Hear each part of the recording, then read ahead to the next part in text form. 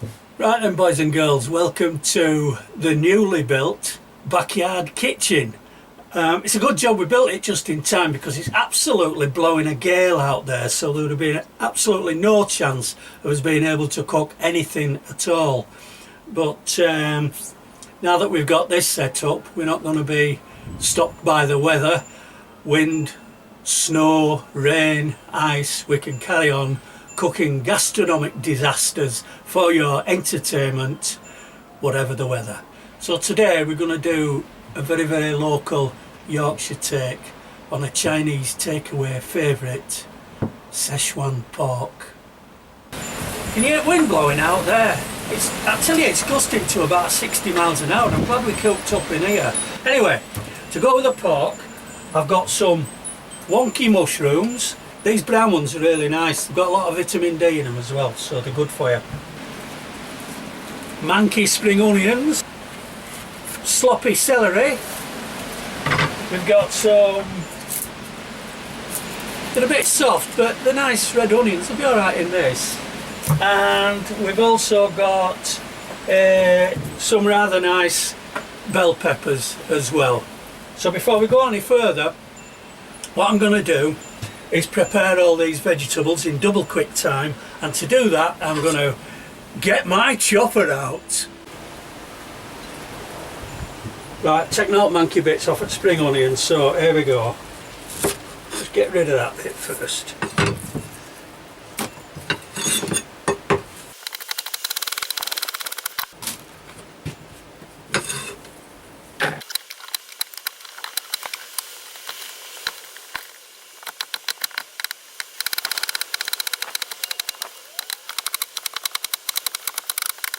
That makes a lot, doesn't it? Just 3 carrots. We won't need all of them. We only need about that much. Pop these in the fridge for later.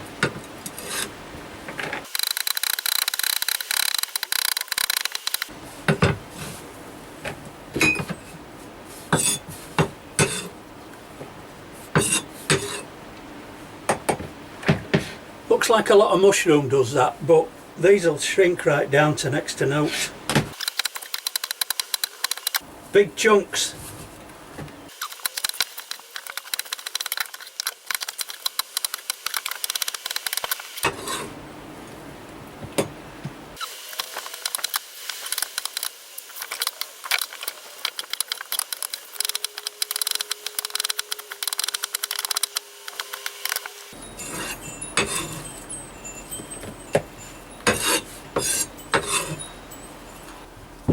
Forgot the celery, didn't I?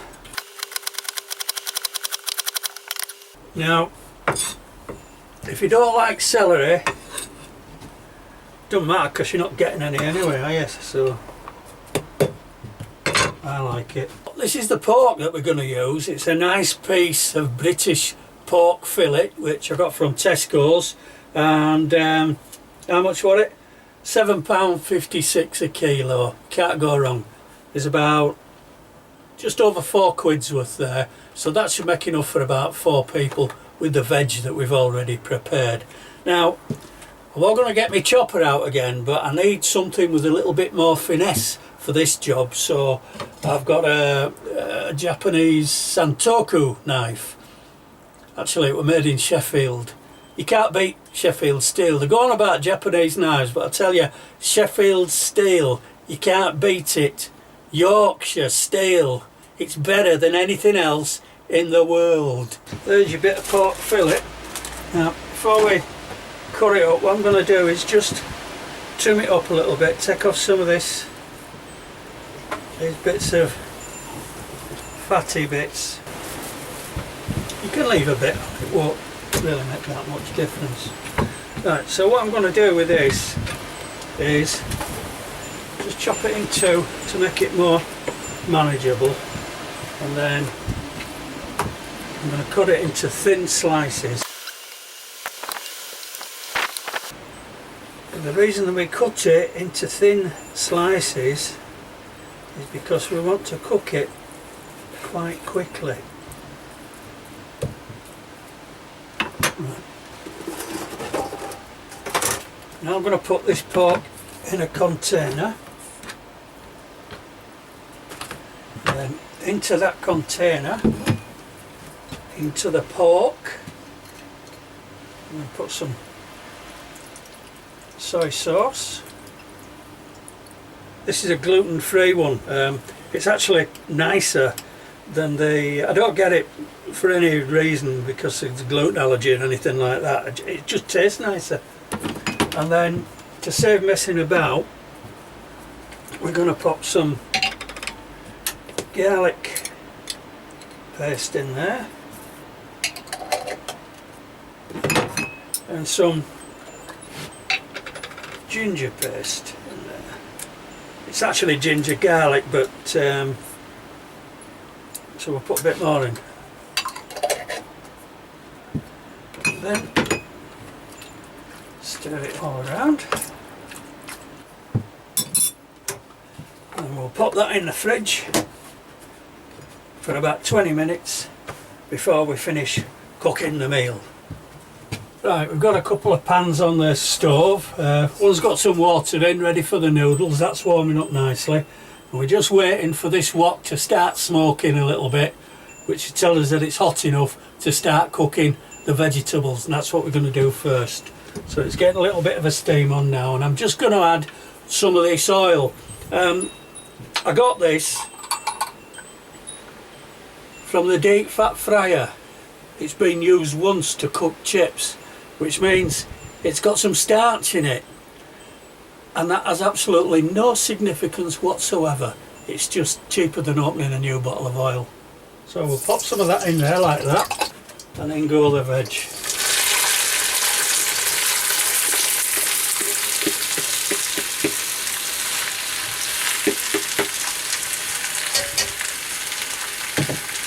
Smells delish already.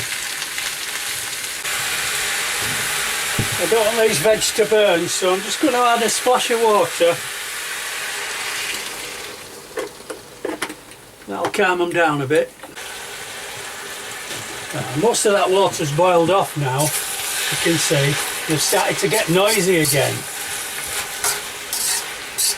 So what I'm going to do now is take them off the heat and pop them back in this bowl.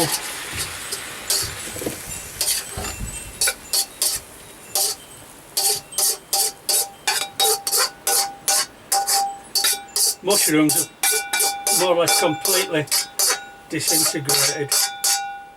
And pop that back on the heat. Add a drop more oil. Take the pot and oh, that smells nice. In it goes.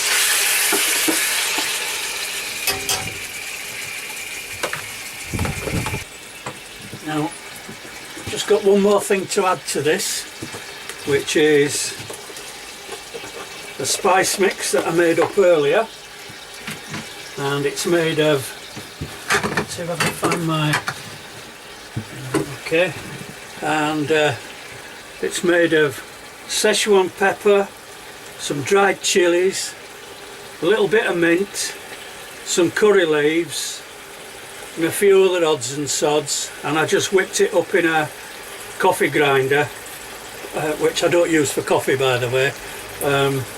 And this stuff's really, really hot. It's super smelly as well. You don't need a lot of it, so I'm just going to sprinkle maybe equivalent of a teaspoon in, and that should be enough. Right, that pork's cooked now. It's made its own gravy. Put the veg back in with the pork.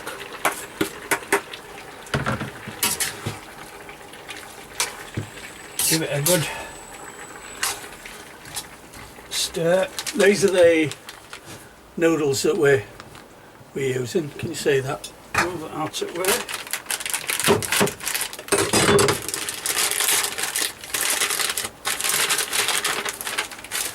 They come in packets like this. Best way to open them is just to split it down the middle. Taking it in there like that. But it looks a little bit grey and insipid, so just to colour it up, I'm going to pop in some of this dark soy sauce. You only need a splash. It's a little bit like gravy browning, and that just gives it a slightly nicer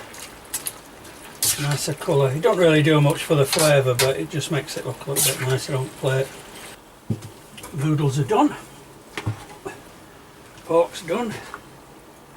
What I need to do now is plate it up.